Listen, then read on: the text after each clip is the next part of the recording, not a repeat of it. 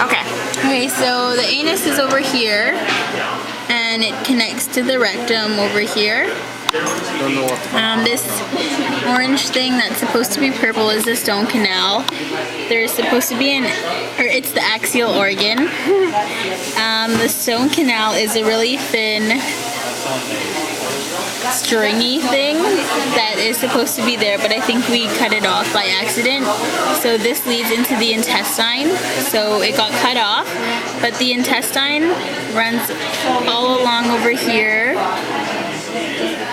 And then it doubles up into a loop, which is the stomach, which goes all around, and it's really long. And the stomach leads into the esophagus.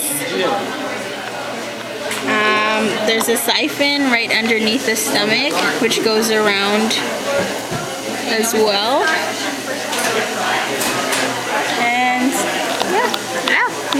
gonads are all these big things. Right. And they were on top. Yeah.